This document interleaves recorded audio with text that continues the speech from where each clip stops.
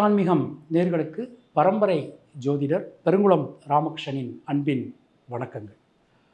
மே மாதத்திற்கான பலாபலன்களை பார்க்கலாம். அதற்கு முன்னாடி மே மாதத்தில் இருக்கக்கூடிய கிரக நிலவரங்களையும் கிரக மாற்றங்களையும் நாம் பார்த்துடலாம்.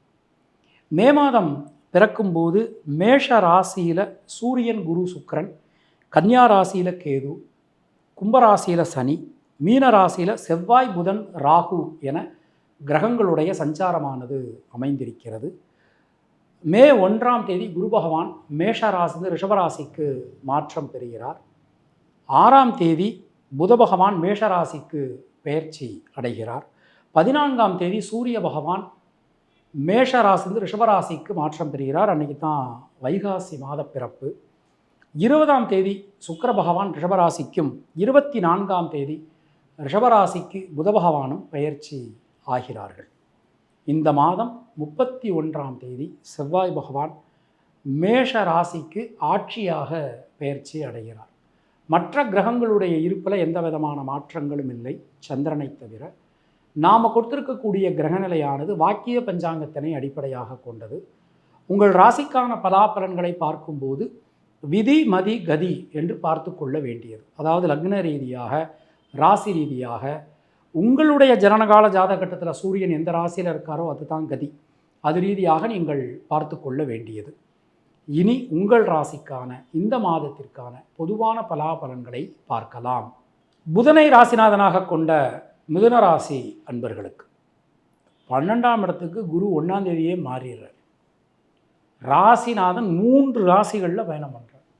இந்த மாதம் பிறக்கும்போது மீனத்தில் இருக்கார், கொஞ்ச நாளில் மேஷம், அதுக்கப்புறம் இந்த மாத கடைசியில் நமக்கு ரிஷபத்துக்கு வந்துடுறார். அப்போ சாரம் ரொம்ப ரொம்ப முக்கியம். கேது முதல்ல எடுத்த உடனே சுயசாரம் மீனத்தில் இருக்கும்போது, அப்புறம் கேது சாரம், அப்புறம் சுக்கிரன் சாரம், சூரியன் சாரம். இப்போ 4 முக்கியமான கிரகங்களுடைய சாரம் ராசிநாதன் வாங்குறார். மிதுன ராசிக்கு உள்ளபடியே இப்போது ஒரு கோல்டன் பீரியடு போய்கிட்டு இருக்கு. ஏன்னா 12/12/2017 நமக்கு நிறைய சிக்கல்களை வாழ்க்கையில் சந்தித்தோம். இப்போ நேரம் ரொம்ப நல்லா இருக்குது. மிதுன ராசிக்காரர்களுக்கு தொட்டதெல்லாம் துலக்கும். எடுக்கக்கூடிய காரியங்கள்லாம் வெற்றியடையும். பல காரியங்களிலும் இருந்து வந்த குழப்பங்கள், சிக்கல்கள் அனைத்துமே நீங்க பெறுகிறது. மனசுக்குள்ளே ஒரு நிம்மதி, சந்தோஷம், இது எல்லாமே நமக்கு உண்டாகும். பிரிஞ்சிருந்த குடும்பம் மீண்டும் ஒன்று சேர்ந்து ஏதோ ஒரு காரணத்துக்காக ஹஸ்பண்ட் ஒய்ஃபு மிஸ் அண்டர்ஸ்டாண்டிங் ஆகி கோர்ட்டு வாசல்படி வரைக்கும் போயிருப்பாங்க.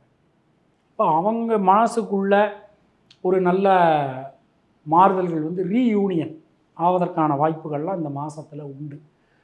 அது மாதிரி வெளியூர் வெளிநாடு வாய்ப்புகள் அற்புதமாக இருக்குங்க. பயணங்கள் திட்டமிட்டபடி அற்புதமான முறையில் உங்களுக்கு நடக்கும்னு நாம் நம்பலாம். அயன சயன போக விரய ஸ்தானத்துக்கு குரு பகவான் வருவது, ராசிநாதன் புத பகவான் வருவது, இதெல்லாம் ஒரு பெரிய மாற்றம். உங்களுக்கு பொருளாதாரத்தில் நல்ல ஒரு வளர்ச்சி, முன்னேற்றம், இது எல்லாமே நமக்கு கிடைக்கப் பெறுவீர்கள்.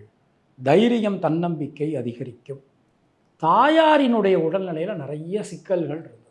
நிறைய மிதுன ராசிக்காரர்களுக்கு இந்த கேது மாறினப்புறம் உங்கள் அம்மாவுக்கு ஏதாவது ஒரு உடல் உபாதை, ஏதாவது ஒரு பிரச்சனை வரைக்கும் அதெல்லாம் நமக்கு சரியாகக்கூடிய ஒரு தன்மை. வீடு மண் மனை சார்ந்த யோகங்கள் உண்டாகும். வழக்குகளில் சாதகமான போக்கு காணப்படும். இரத்தம் சம்பந்தமான உறவுகளுக்குள் இருந்து வந்த உறவு சிக்கல்கள் நீங்க பெறுவீர்கள். மனசுக்குள்ள ஒரு நிம்மதி, சந்தோஷம், இது எல்லாமே கண்டிப்பான முறையில் நமக்கு கிடைக்கும்னு நாம் நம்பலாம். இந்த மாதத்தை நம்ம எடுத்துக்கிட்டோம் அப்படின்னா தொழில் உத்தியோகம் ரொம்ப ரொம்ப சிறப்பாக இருக்குங்க. முக்கியமாக இந்த ஆர்டர் போடக்கூடிய வேலையில் இருப்பாங்க, அவங்களுக்கு இந்த மாதத்தில் ஒரு நல்ல ஏற்றம் உண்டாகும். ஒரு புதிய பங்குதாரர்கள், இப்போ கம்பெனி வச்சு இருக்கிறவங்களுக்கு புதிய பங்குதாரர்கள் நமக்கு கிடைப்பாங்க. நியூ இன்வெஸ்டர்ஸ் கிடைப்பாங்க. நம்ம கம்பெனியினுடைய ஷேர் வேல்யூஸ் ரொம்ப நல்லபடியாக நமக்கு இன்க்ரீஸ் ஆகும். அந்த அளவுக்கு ரொம்ப ரொம்ப சிறப்பாக நமக்கு அமைஞ்சிருக்கு. இந்த மாதத்தை நம்ம எடுத்துட்டோம்னா தேவையில்லாத மருத்துவ செலவுகள் அதெல்லாம் நமக்கு கண்டிப்பான முறையில் குறையும். ரொம்ப ரொம்ப நமக்கு சிறப்பாக அற்புதமாக நமக்கு அமைஞ்சிருக்கு. முக்கியமாக மிதுன ராசியில் பிறந்த பெண்களுக்கு, முக்கியமாக அந்த அலுவலகம் செல்லக்கூடிய பெண்களுக்கு ஒரு பெரிய பொற்காலம் காத்திருக்கிறது. உங்களுடைய நன்மதிப்பு, மரியாதை ஆகியவை நிச்சயமான முறையில் உயரும்னு நாம் நம்பலாம். பொதுவாக இந்த மாதத்தை நாம் எடுத்துகிட்டோம், மாணக்கர்களுக்கு அரியர்ஸ் வச்சுட்டோம்னா கம்ப்ளீட் பண்ணிடுவீங்க, ரொம்ப நல்லா இருக்குது. மேற்படிப்பு, ஏதாவது ஒரு மேற்படிப்பு, இந்த இந்த யூனிவர்சிட்டியில் இந்த கோர்ஸ் தான் நான் ஜாயின் பண்ணணுங்க ஐயா, அது முயற்சி பண்ணலாமான்னா கண்டிப்பாக கிடைக்கும்.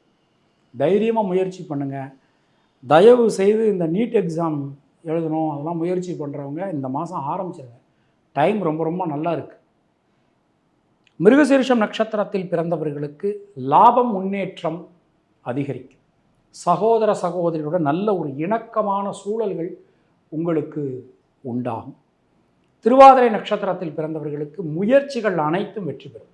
பல வழிகளிலும் இருந்து வந்த குழப்பங்கள் விலகப் பெறுவீர்கள். புனர்பூசம் நட்சத்திரத்தில் பிறந்தவர்களுக்கு தைரியமாக, தன்னம்பிக்கையாக எந்த ஒரு விஷயத்திலும் நீங்கள் ஈடுபடலாம். ரொம்பவே அற்புதமாக அமைஞ்சிருக்கு. தினசரி சிவ வழிபாடு செய்து வருவது நமக்கு சிறந்த பரிகாரம். உங்களுடைய அதிர்ஷ்டமான எண்கள் 5, 6, 9. அதிர்ஷ்டமான நிறம் நீலம் மற்றும் பச்சை. உங்களுக்கும் உங்கள் குடும்பத்தினருக்கும் இறைவன் நீண்ட ஆயுளையும் நல்ல ஆரோக்கியத்தையும் மங்காத செல்வத்தையும் வளத்தையும் நலத்தையும் கொடுக்கட்டும் என இறைவனிடம் நான் வேண்டுகிறேன், பிரார்த்திக்கிறேன், ஆசீர்வதிக்கிறேன். மீண்டும் நாம் அடுத்த பதிவில் சந்திக்கலாம். அதுவரை உங்களிடமிருந்து விடைபெறுவது பரம்பரை ஜோதிடர் பெருங்குளம் ராமகிருஷ்ணன். நன்றி, வணக்கம். ஜின் பற்றி நிறைய பேர் நிறைய விஷயங்கள் சொல்கிறாங்களே சார், ஒவ்வொருத்தர் ஒன்று ஒன்று சொல்கிறாங்க. ஃபஸ்ட்டு அப்படி ஒன்று இருக்குன்னா அதை பற்றி என்ன எப்படிங்கிறது எங்களுக்காக சொல்கிறீங்களா சார்? ஜின்னுன்றது சாதாரண விஷயம். டீக்கல்ல வைக்கிற பன்னு மாதிரிலாம் நிறைய பேர் சொல்லிட்டு இருக்காங்க, நான் ஜின்னு வச்சுருக்கேன், பன்னு வச்சுருக்கேன்னு. ஜின்னுன்றது அல்லாஹ் படைக்கப்பட்டது. மனுஷன், மரம், கொடி, செடி, மலை, மிருகம், ஜீவவாசிகள் எப்படி படைக்கப்பட்டதோ அந்த மாதிரி சைத்தான் படைக்கப்பட்டதும் அல்லாவால் தான், ஜின்னு படைக்கப்பட்டதும் அல்லாஹ் தான். புரியுதுங்களா? ஜின்னை பயன்படுத்துனது பார்த்திங்கன்னா நம்பாளுங்க அது தவறான முறையில் பயன்படுத்துகிறாங்க. முதல்ல ஜின்னுன்றது 100% 100% இருக்குது. அந்த காலத்துலேருந்து இந்த காலத்து வரை ஜின்னுன்றது இருக்குது, இல்லாமலாம் கிடையாது. பட் ஏன்னா அதை நான் கையில் வச்சுருக்கேன், நான் 2 ஜின்னு வச்சுருக்கேன், நான் 5 ஜின்னு வச்சுருக்கேன்றதுலாம் முழுக்க கட்டுக்கதை. சரிங்களா? ஜின்னுன்றது ஒன்று ஹாசில் பண்ண முடியாது. ஹாசில்னால் நம்ம சொல்கிறோம்னா கை கண்ட்ரோலில் வச்சுக்கணும் அப்படின்றாங்க இல்லையா, நான் கையில் ஜின்னு வச்சுருக்கேன், அந்த மாதிரி சீக்கிரத்தில் நம்ம கண்ட்ரோலுக்கு ஆகாது. ஒரு ஜின்னை நம்ம வசியப்படுத்தி நம்ம கையில் ஹாசில்னு சொல்லுவோம். ஹாசில்னால் கண்ட்ரோல் எடுத்துக்கிறது. அதுக்கு நம்ம செய்யணும்னா அதுக்கு முதல்ல நானே என்ன நிறைய மாற்றிக்கணும். ஒரு ஜின்னை ஹாசில் பண்ணுறதுக்கு சில்லான்னு சொல்லுவாங்க. 41 நாள் உட்காந்து சில்லா பண்ணணும். சில்லானா ஒரே ஒரு 10க்கு 10 ரூமில் உட்காந்து ஜின்னை ஹாசில் பண்ணுறதுக்கு 41 நாள் யாரையும் பார்க்கக்கூடாது, எங்கேயுமே போகக்கூடாது, ஃபோனு எதுவுமே யூஸ் பண்ணக்கூடாது. 41 நாள் உட்காந்து ஒரே ரூமில் உட்காந்து ஜின்னை ஹாசில் பண்ணுறதுக்கு நீங்கள் பண்ணிங்கன்னா ஒரு நாளைக்கு 25 நாள் 30 நாள் தாண்டும் போது ஒரு சிம்டம்ஸ் வர ஆரம்பிக்கும்.